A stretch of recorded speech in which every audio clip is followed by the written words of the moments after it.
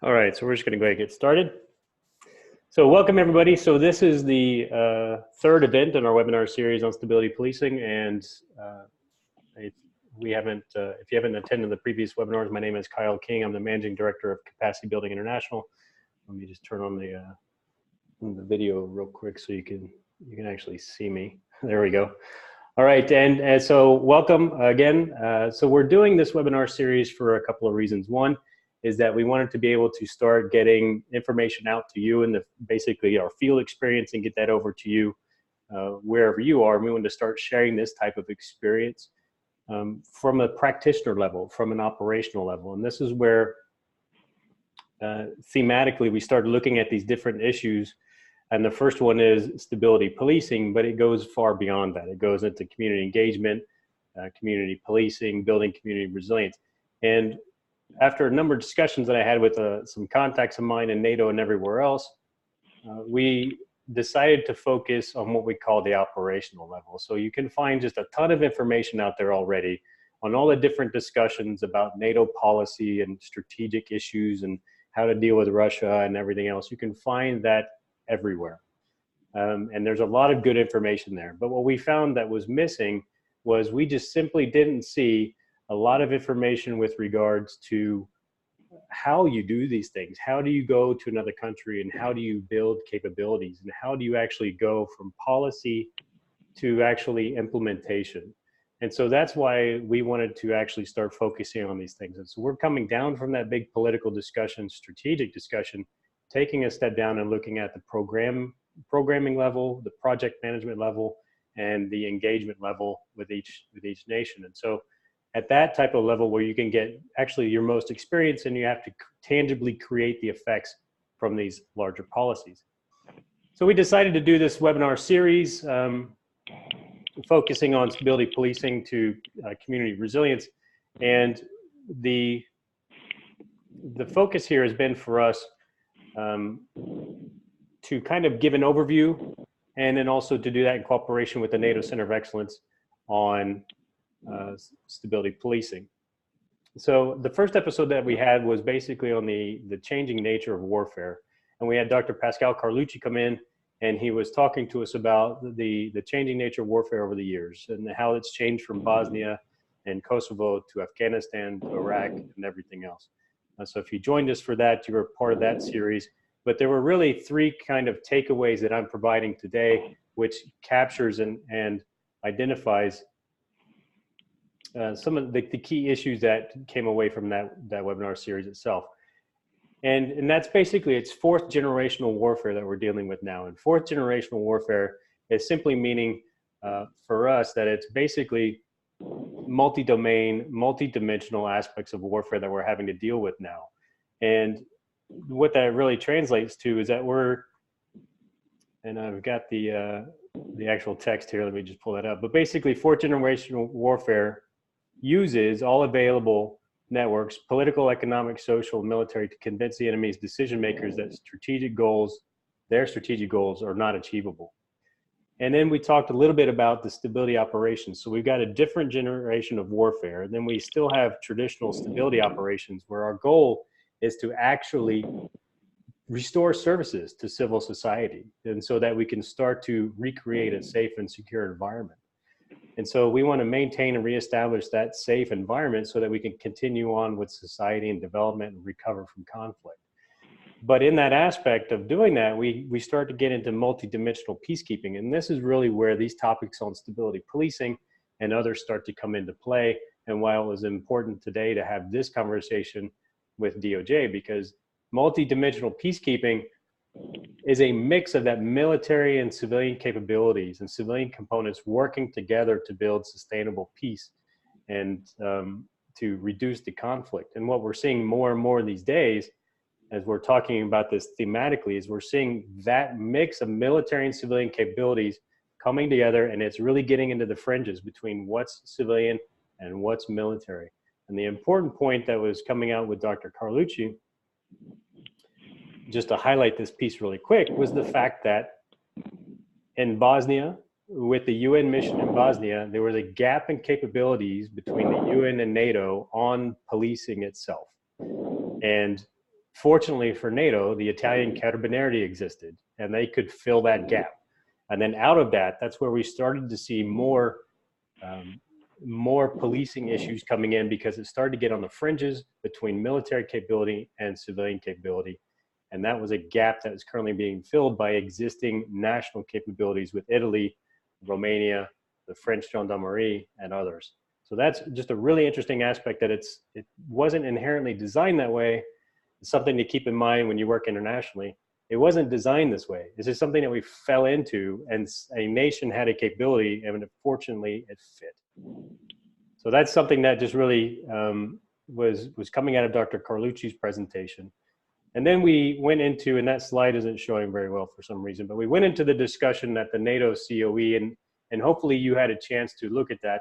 But the COE broadcast their conference, and they was talking about the spoilers and stability policing.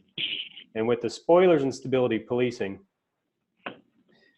there were some key takeaways from there. If you had a chance to see it, then that's really good. But the key takeaways here are that everything was a long-term engagement. And we were hearing from Somalia, from the UN mission in Somalia. We heard from Afghanistan, and then also from now I just forgot the name of it. Some the other engagements, right? So we also, heard from the EU and others.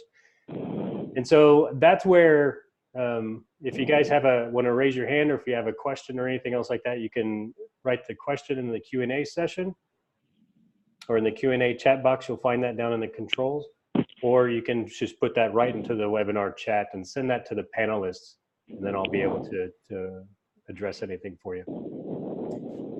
So long-term engagement, everything is 20 years. Bosnia has been going on 30 years. Kosovo still have a presence. That's been 20 years this year. Still Afghanistan is 18 years now. Iraq and everywhere else is still long-term engagement. Key takeaway, we're talking in terms of decades, not years. And investment, we're talking about in terms of billions, if not trillions. And then stability requires institutional and systems development. And this was a discussion that was coming up. If you were able to watch the COE presentations in the Q&A session, it was only talking about, well, not only, but a lot of times it was talking about systems development. You can build the police, but you can't build a police without paying them. So you need finance and administration. You need human resources. You need institutional systems in order for these things to work. So then the question starts to become, well, if you're advising as a military element, what role do you have in human resources? And these kind of questions were coming up more and more. Is the military the correct ones to actually address the issues of development in these cases, right? Of actually is the military the correct advisor for the civilian ministry government in Afghanistan? And that's a very difficult question to answer, because in some cases, yes, that's correct, because there's still a lot of conflict and a lot of things that are going on. And additionally, the military system has human resources capabilities. They have finance administration and procurement and all these aspects, so they can advise on that. But then what is the appropriate level, and when does it transition? And when does it start to actually evolve into civilian capabilities and less military capabilities? And this is a very good discussion, and what we wanted to focus on today a little bit more, and we'll get into that in just a second, is that transitional piece. Now, in all aspects of this, there was one thing that came out of all of these different theaters of operation, and that is corruption. Corruption is endemic, it's systemic, it is throughout all of these engagements. It's in Somalia, it's in Afghanistan, it's everywhere, it's in the Balkans as well. And corruption is driving a lot of decision-making and driving a lack of reform throughout many of these types of institutions. And this is something that it has to be dealt with by the international community, and it's very, very difficult to do so, because these societies are clan-based structures. The decision-making processes are not the same as ours, obviously, but there's a lot of history that goes behind all of that. And so it's just something that we have to think about when you are actually going to be working internationally, or if you're working internationally, if that's your goal or your vision, or if you're dealing with these types of programs. is that the cultural aspects are very, very different. We're thinking in terms of decades. Systems support your development and institutions support your development. And at the same time, in the aspects of the finance administration, corruption is undermining everything that you're trying to do. And so they stop the decisions, or they make decisions about where you're going to build a building based on corruption and clans and infrastructure and people that they know. So today we wanted to kind of work from that background of what we've talked about so far and talk a little bit more about this transitional piece. And this is where, fortunately we've got an expert here with us, Eric Bainhart from the U.S. Department of Justice and ICITAP program. And we want to talk about the role of other actors in this space. And the interesting thing here is now we're talking about more transitional. So going from the military component as far as military operations, the transitional piece of stability policing, and then to frame up this discussion, let's say we've been doing stability policing, we've created an environment that is now more safe, more stable. How do we begin to create a normal police force? How do we begin to create the institutions that can take over for the Italian Carabinieri or anybody else? And so that they can actually, ensure their own security. And so this is what we wanted to talk about today with Eric. And so, Eric, welcome. Thank you very much for being here on the webinar. And I really look forward to your discussion. And why don't you go ahead and just introduce yourself? Thank you very much, Kyle. It's a pleasure to be here with you today. Very quickly, my name is Eric Bainhart. I've been with the Department of Justice ICITAP program for 22 years. I'm currently the senior training advisor and also serve as the coordinator for university partnership projects, or capstones. And what I wanted to talk to you today about was developing analytical frameworks for looking at what Kyle is describing as the transition from stability policing to democratic police development, I would call it. And ICITAP, our name, the International Criminal Investigative Training Assistance Program, made sense for about 3 years, from 1986 to 1989, because all we were doing was criminal investigative training in Guatemala, El Salvador, and Honduras. That changed, though, in 1989 with the overthrow of President Manuel Noriega in Panama, because we went in and helped the Panamanian government stand up a new police force and work with it to create what Kyle described, everything from soup to nuts. So, vetting procedures, recruiting, operational issues, everything that went into creating a police force, we worked with the Panamanian government to do. We followed that with Haiti, where again, that was very much soup to nuts process, with ICITAP working very closely with the Haitian government to develop a new police force. Same thing in El Salvador. And of course, Indonesia was another example. And of course, Iraq was our big foray into that. But also Albania, Kosovo, Macedonia, the Balkans, Bosnia. So we've had a lot of experience in post-conflict, but we've also done a lot of work in what I call struggling steady states. And basically, I describe those as I define those as states that are not currently in conflict, but they're not doing very well either. So there's so between those and the post-conflict, you've covered pretty much the entire globe. So when I've heard a lot over the last 22 years, you guys do police training, training this, training that.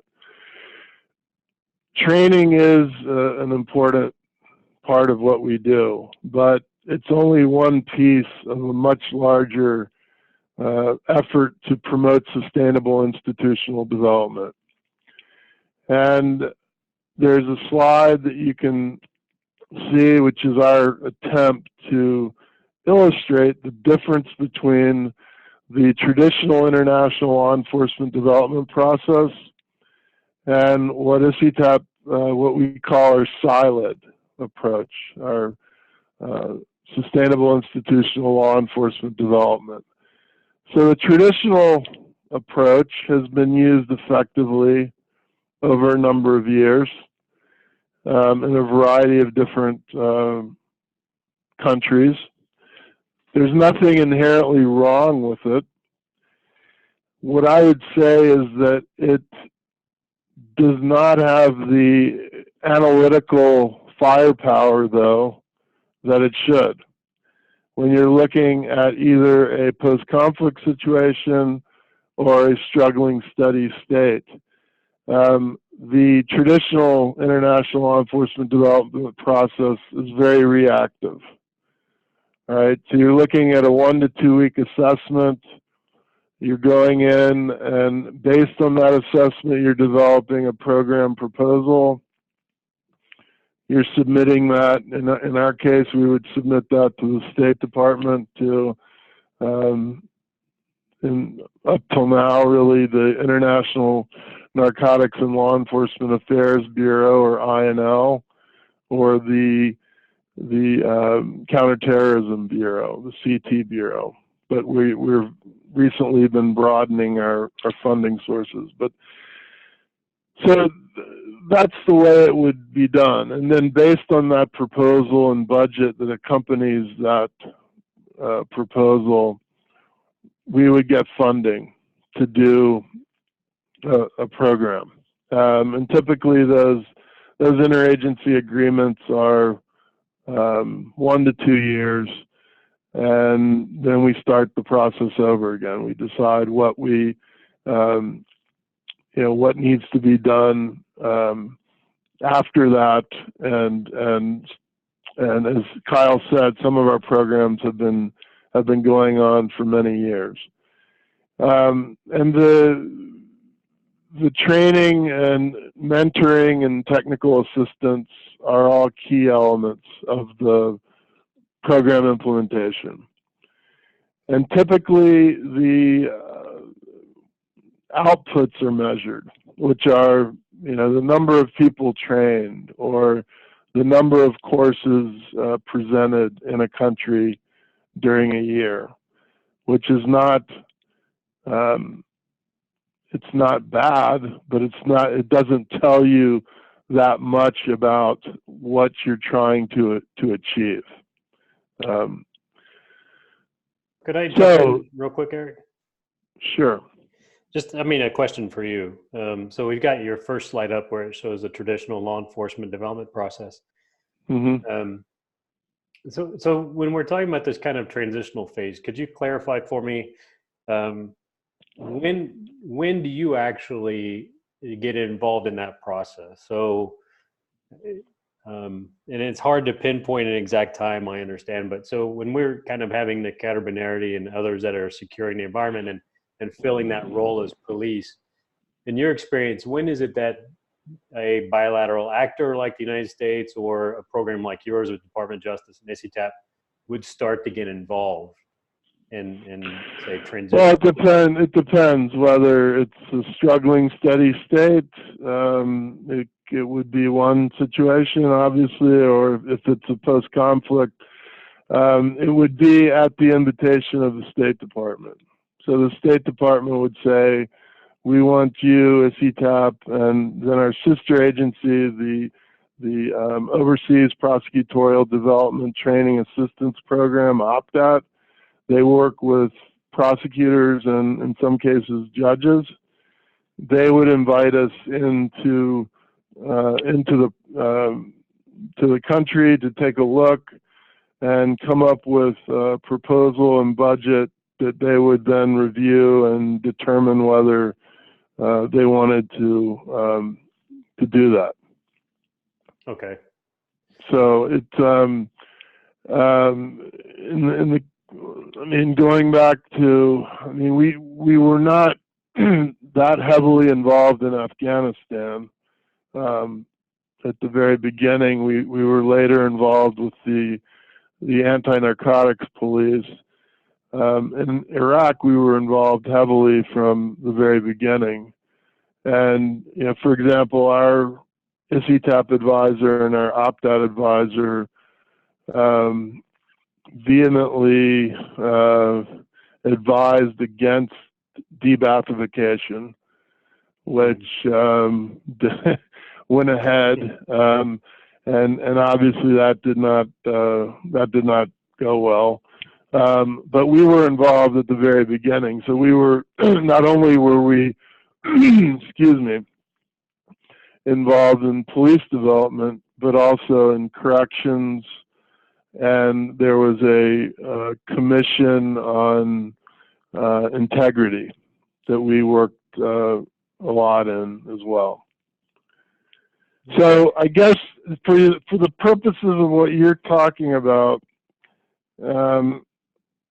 what I'm going to say is that the Carabinieri and the gendarmerie play a very important role. There's no denying that. But what, in my experience, we the U.S. government, well, no, we the international donor community have not done a good job of filling that or building bridges between the stability policing, the sort of traditional stability policing, Right. which I would call just maintaining order, and then building community police relationships, which is much deeper, obviously. So, yeah, definitely. so the Carabinieri gendarmerie model, where they go out from their barracks and they restore order if there's a riot or what have you, then they go back to their barracks. There's really no interaction between them and the citizens. So it's critical that they maintain order. But what we're arguing is that there should be a much greater community police engagement built in that can be a bridge between the traditional stability policing and the democratic police development that ICITAP typically gets involved in. Okay. Very interesting. Okay. And so if you look at the really important thing for the sake of our discussion is the yellow phase 2, the analysis, right? So phase 1 is very common sense. I mean, that's very commonsensical. That's something that, you know, anyone should do. Sometimes it's done. Most of the time, it's not. But in my experience, for example, developing questionnaires that you send to police officials before you ever hit the ground to do an assessment is important, because you're actually establishing a relationship before you arrive. You're giving them an idea of some of the questions that you want to ask them. And a lot of times when people show up on assessments, the chief of police has been out of the country or may not have even heard about the arrival of this group, and may be very puzzled. So I'm a big believer in paving the way as much as possible and getting as much information as you can before you hit the ground. So I think that phase one is very important, and the other thing I would say about phase one is when you do the on-ground assessment, it's really critical that you have a monitoring and evaluation expert along with you. Right. Because that is, if you're serious about monitoring and evaluation, and you want to build that into your program, into your project, then it's really important to have someone along at that stage who knows what it's all about. Mm-hmm. Right. Yeah. So so the country team basically assesses and says that we want to increase our police capacities in the country. We want to provide some bilateral assistance, and then that goes up through state, and then comes over to your bureau. Mm-hmm. And I completely agree. The more information you have, the better it is. When you're shaping up this kind of proposal, and one question I had, and especially after I watched the COE conferences and they talk about their challenges, and I think it really has to do with this transitional phase of being in the middle, moving from military-oriented or military-structured stability policing or military-provided stability policing towards more civilian capacity building and development and community policing. And this is probably a loaded question for you, but where do you get your source of information, or where do you draw your legal framework from, as far as, are you using host nation laws? And a lot of times in Kosovo, for example, they were talking about European Union acquis. Where are you drawing that kind of reference from? Best practices, or there's always kind of in the international community, we always talk about guidelines and best practices, but if you try and go find them, sometimes they're very elusive. If that makes sense. Yeah. Well, I think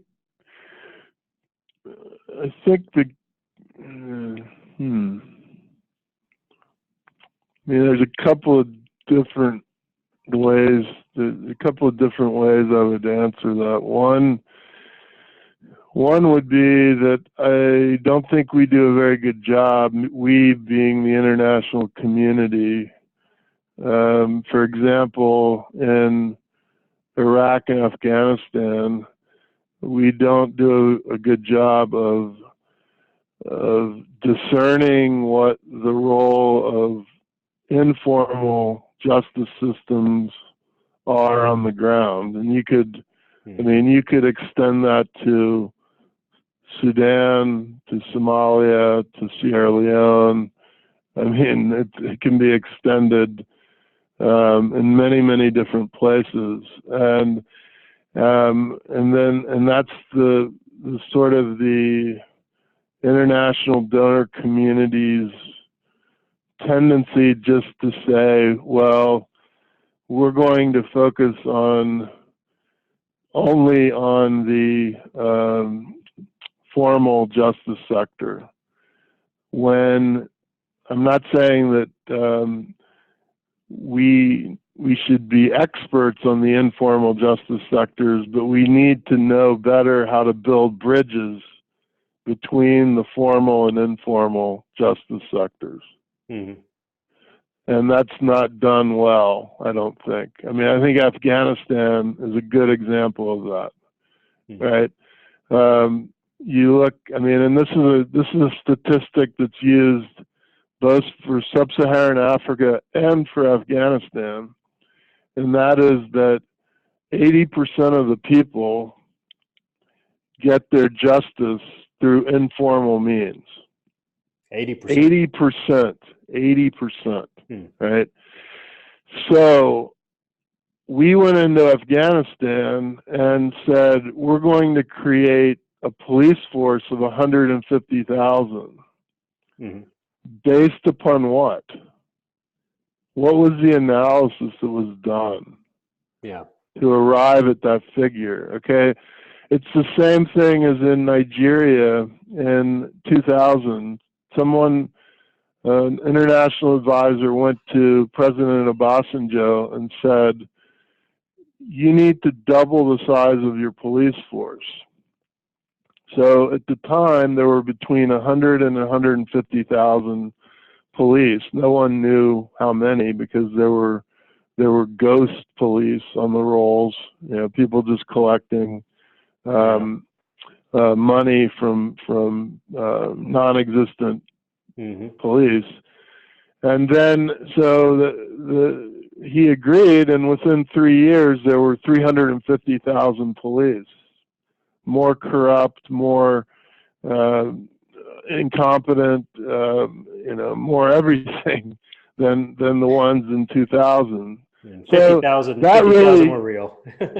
Yeah, so that for me, that crystallized the importance of phase 2. Right. And that is really, these 4 analyses are absolutely essential, right? So when you're talking about a crime threat analysis, I'm not saying that you need to go in with a sophisticated survey and use that to arrive at this. Far from it. In some cases, you may develop again community outreach, right? But police may go through facilitation by ICITAP or some other entity. The police may set up community meetings and go and ask the public 2 questions. One, what is the biggest problem facing you? It could be crime or quality of life, right?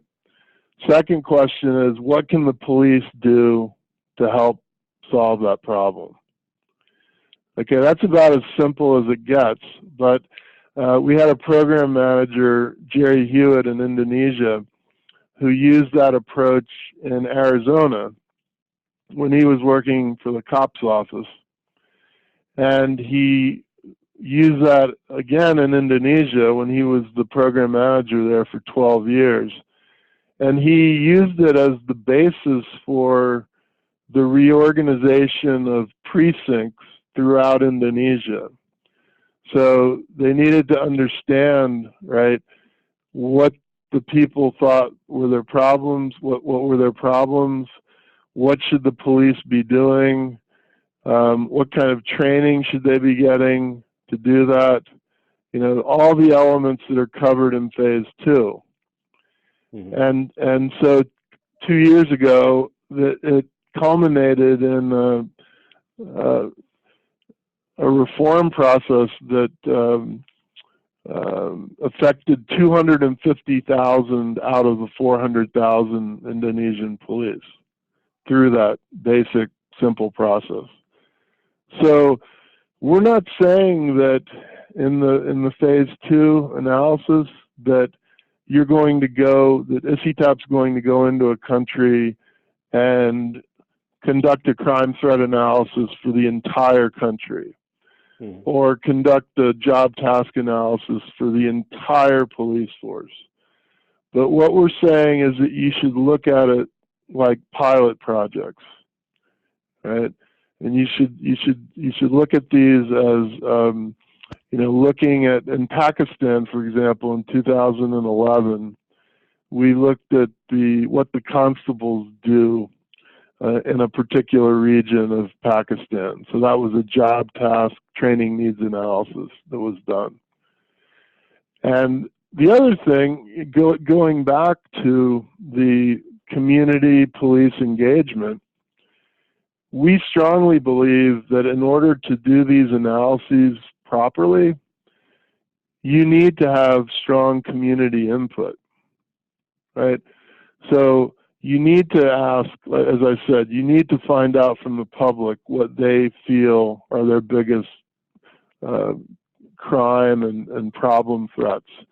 You need to find out from the public what kind of tasks do they think the police should be doing to better protect them and their families. What kind of training should the police be receiving, right? And then the institutional development analysis is getting at what you were describing earlier, you know, in terms of the panoply of things that a police institution needs to function. Right? You have policies and procedures. You have standard operating procedures. You have all these things that need to be brought together effectively. Mm-hmm. Yeah, that's really interesting. I mean, the first thought that comes to my mind when we talk about community engagement. So, and we've talked about this before on some of our other calls about building community resilience, and that community engagement is so critical in order to be able to have sustainable institutions. And because, eventually everybody wants to leave, right? And so, but in order to do that, you have to build sustainable institutions that are capable of taking over for the tasks that you have. And so transitioning from the international community, which was only supposed to be a substitute, not a long-term presence, and then build the host nation capability and then transfer and transition. So I think that is so instrumental in towards building resilience is activation at a community level. And oftentimes in the international community, we push a lot of, in two ways. We push a lot of centralization of government programs, and then sometimes we push decentralization of some programs, which may not be as important. But that's where it's quite interesting to see what kind of effect that has as well. But one question that came to my mind was when you're interviewing the community and you're talking to the local population, and you said you asked them, what do you think the police should be doing? What kind of responses have you had very briefly to that? I mean, because obviously they have a perception, but may not match up to the reality of what police are supposed to do.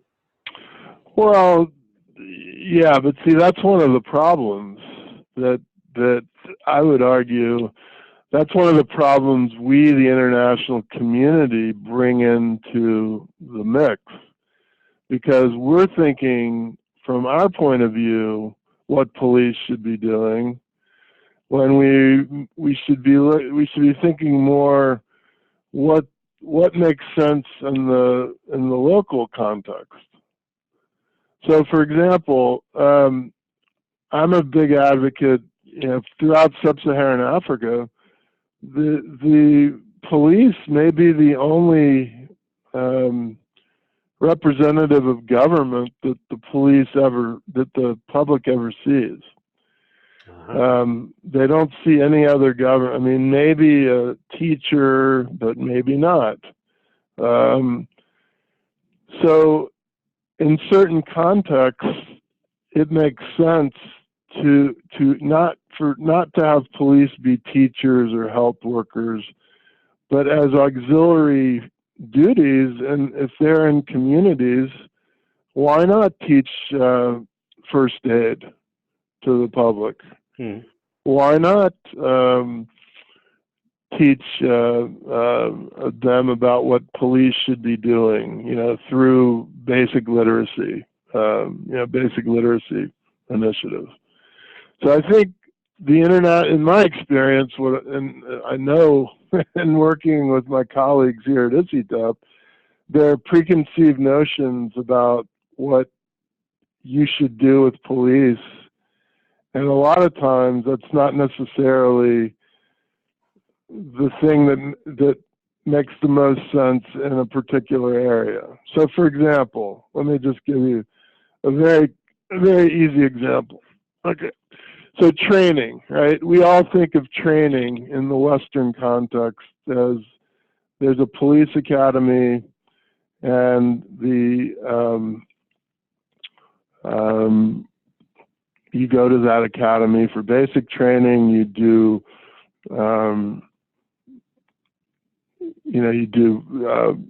training throughout your career. That just doesn't exist in certainly in sub-Saharan Africa, in almost all the countries, right?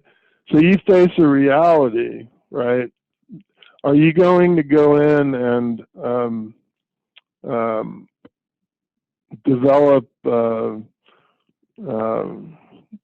3, 4-inch thick curricula on different topics that are not going to be used? I mean, you could say, okay, that's part of an academy, or are you going to develop something that's practical, Right. that is going to be used on a regular basis, like micro training, right? So you're developing lesson plans that are the same as regular lesson plans. They're just much shorter. They're 15 minutes to 25 minutes versus, 2 hours. And it's something that can be presented under a tree. It could be presented on a soccer field, anywhere. There's no limit. There's no restriction. So I think that's something in my experience. The micro training is an example of something that can both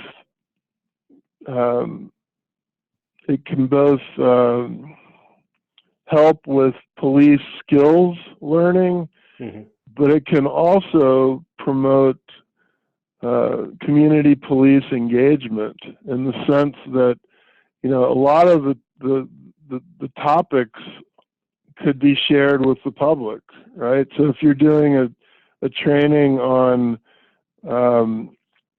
election security that talks about police neutrality around election sites, that's just as relevant for the public as it is for the police.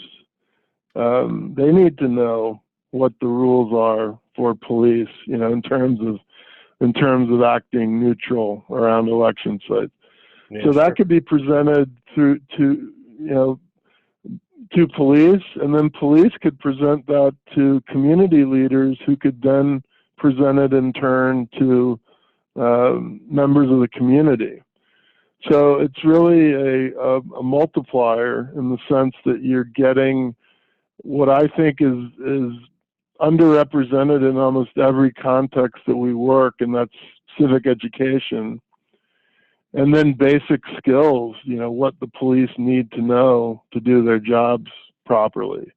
But it's really only limited to your imagination. You could do crime scene protection techniques through all micro training. You could do counter trafficking in persons. I mean, you think of a topic and you could do it. So I'm just saying, I think a lot of times the international donor community has gotten, and this is my opinion, and Sure. take it for what it's worth, but I think we get a little too rigid in our approaches sometimes, and maybe we need to be a little more flexible in the terms of how we approach the realities that exist on the ground, and they're not going to change. I mean, we could wish the situation to be different, but it's not going to change. So, Right. let's try to really craft something that's going to be effective in the long term. Yeah, that's interesting. And so that actually kind of brings us into your phase 3 of your program, where you're talking about that development program, and in cooperation with the host country for sustainable institutional development. And then that kind of transparency on community engagement, I think, can go a long way, because you're right. What we're teaching the police in terms of just, we'll use your example of election security, and then what they tell the population can be very different things.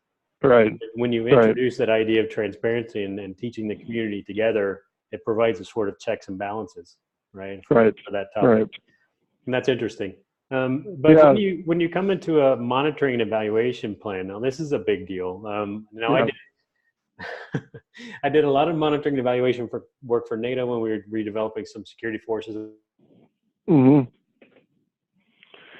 So it's interesting. Sorry, I got cut off there real quick. But yeah, it's interesting because it's really almost, in my opinion, we're having informal discussions here, but it's almost eye of the beholder type of monitoring and evaluation.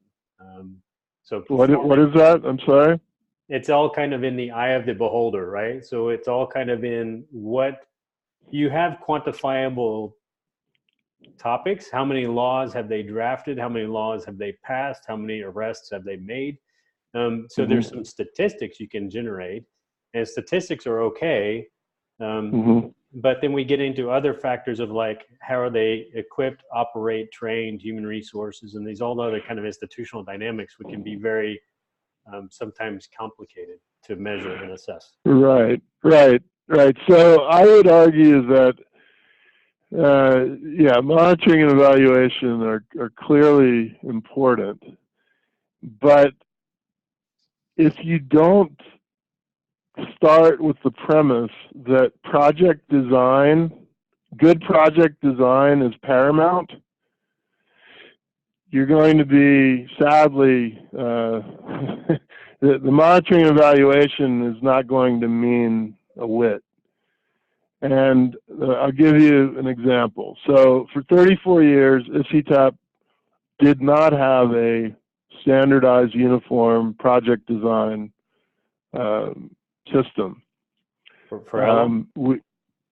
For our entire existence. You said 34 years? 34 years, yeah. Okay, just a little while. But neither have any of our funders. Sure. So what we've been doing the last year is working with the National Institute of Justice, NIJ, to develop a uniform standardized project design approach. And what we start with is the definitions of the terms. So, for example, goal, objective, input, activity, output, outcome, performance measure. What do those mean? Because they mean different things to different organizations. If you look at the definition of those things at the State Department, they're different than USAID, which are different from the World Bank. So that's a basic issue. So we said we're going to create our own definition with NIJ. We're going to create our own definitions for these terms, and they're going to be universal to all ICITAP programs. And the core thing is that outputs deal with activities, right? Their outputs are a way to see how activities have gone. Outcomes are a way to see how you're moving toward achieving your objectives. So the outcomes are much more important in the long run than the outputs. Right. But hardly anyone is developing outputs for their proposals, right? So what we're doing is we have this project design almost completed now, and we're in the process of going throughout all of ICITAP and developing a menu of outcomes for different projects, and some are going to be short-term outcomes, or ones that can be achieved during the life of the interagency agreement, which is typically 2 years. Long-term outcomes are ones that can only be achieved with follow-on agreements, and it's really an effort to be real about this stuff, because for many years, and I won't name the funder, but for, many, many years ago, I would write project proposals for Africa, and we were told to put in the outcome was a decrease in the violent crime rate of 10% during the life of the interagency agreement. Well, there weren't any crime statistics in the countries that we were dealing with. Even if there had been, there was no way to measure them. Mm-hmm. So we were, in effect, creating this impossible dream when the answer, in my opinion, is we need to develop little gradual steps that lead up to the fulfillment of the big dream, right? So you need to, it's not a binary issue. It's not yes or no, right? It's not, do you institutionalize curricula in a country, yes or no? There's a series of steps that you have to there are outcomes that you have to achieve before you get to that final big outcome, that long-term outcome. So we're making a big push to do that. And one of the things that I think is really innovative, and this is what NIJ came up with, is that the goal for all ICITAP projects is the same, and that is to promote sustainable institutional law enforcement development. Then there are 5 possible objectives. One is support capacity and efficiency of operations. 2, effectively serve citizens. 3, establish and improve professional standards. 4, strengthen respect for human rights and human dignity. And 5, improve the development of relationships between ICITAP and host country law enforcement agencies, civil society groups, and citizens. So we may have a very small project, for example, that would only have one objective. Right. Or we might have a project that has all 5 objectives. But the beauty of this is that we have, the goal is our overall mission, basically, and the objectives are what need to be done to achieve that mission. So I think it's very clean, and having done more than 50 of these over the years, I mean, I would agonize, okay, what should be the goal versus what should be the objectives?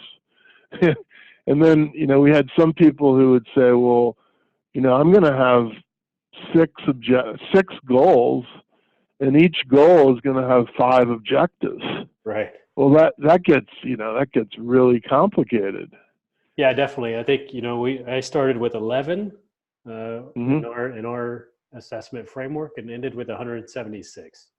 So it balloons very, very quickly. So it's very good that you're framing this as an institution and pushing that out to the field and the missions. So we've got just a few minutes left. I'll jump over to your last slide, which has your framework on it with the events. Sure. Maybe just a quick overview of that. And Sure. Yeah, I just wanted to give you an example of what I think is important to think about, and that is that police officers are not just law enforcement officers. They're public safety officers as well. And our Indonesia program really illustrates that well. And that is, after the horrific tsunami there in 2004, where over 230,000 people died in 11 countries, the Indonesian police realized that they needed to do something to better respond to emergencies. So ICITAP had an advisor at the time, John Montano, who was a police chief from California. And he had grew up, in his career, he had learned the standard emergency management system approach, which was based on the Forest Service approach to fighting wildfires in the 1970s. So it's a very simple approach, like low tech. You know, the basics Right. of it are setting up an incident command system, and you know, and the key thing in Indonesia was there's 400,000 police, so they're the representative of government, so they're going to take the lead on this standardized emergency management system. Mm-hmm. So that's just something I drew up many years ago to illustrate what I think the importance is of emergency management, particularly so, I think, in the next 20 years, as global climate change is going to be, it's undeniable. It's going to be having more and more of an effect. And my hypothesis is that police in developing countries are going to be, especially in coastal situations, are going to be spending more of their time dealing with emergencies rather than crime. Mm-hmm. So that's something I'm interested in. I wrote a paper that was published in a DoD journal suggesting a partnership between ICITAP and DoD on developing this kind of global approach to emergencies. And again, it's not going to stop the sea level from rising, but it would teach people how to more effectively deal with terrible crises. Yeah. So yeah, we can talk about that offline. I mean, I come from the crisis management background, and I was supporting DoD in Bosnia and then Afghanistan and then with NATO and Kosovo. So one of the things that I know some people that I can connect you with that work in and under that DoD framework, but work specifically in civil emergency planning and probably the intersection of these agencies under the new ISG program is going to be probably beneficial. So we can certainly circle back around to that. So this is true, and I think it comes into the aspect of what is the role of police in society, and this is a conversation that has come up multiple times, especially for NATO, as we, you look at ANSF and you look at Afghanistan and you look at Kosovo and the Kosovo security forces and you look at wherever NATO has had some kind of presence as far as doing defense capacity building, and it's often the intersection of what is the role of the military and what is the role of the police and what is the role of civil security and all the institutions with regards to that, and how do they respond and how they respond collectively together, which you probably know isn't always coordinated and things like that. Right. We don't even have that down in the States yet, so we can't expect others to do it. So good.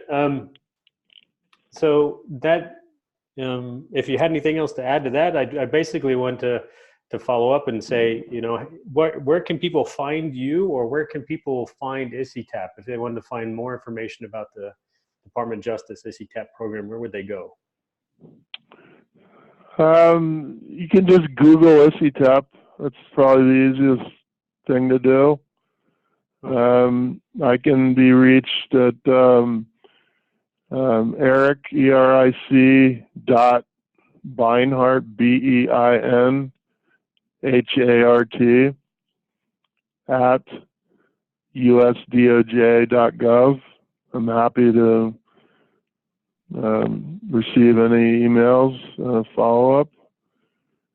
And my phone number is 202-616-0547. Okay, and we don't have any questions at the moment, so I'm just going to jump right over because we're hitting at about an hour already on Okay. what's next. And so the next webinar for us is with the Italian Carabinieri and talking about NATO's actual response to the policing issue, who responds and how. And that's with the NATO Stability Policing Unit. We do need questions for our Q&A session. We were planning on having an additional Q&A session as a fourth episode in this series. But of course, if we actually do not have any questions, we're not actually going to have any fourth session because there's no need for it. So if you do have any questions, send them to info@capacitybuildingint.com. That's basically to me. And then I will get those addressed to the right person and get you some answers. If you have any topics or anything else that you'd like to discuss or find out more information about the work that we do with the international community, then please, go ahead and just email me there as well. Until the next time, we'll have the next webinar in probably about another week or maybe 10 days. It depends on the availability of our contact because he's currently moving as he's taking another EU mission. So I will certainly send out an email and let you know when that is happening. And that's really just about it for today. So Eric, thank you again for joining us. I really appreciate it. And yeah, my pleasure. That attended. And yeah, have a great day. Have a great weekend, and we'll be in touch. Okay, thanks very much. Appreciate it. Thanks. Bye-bye. Bye.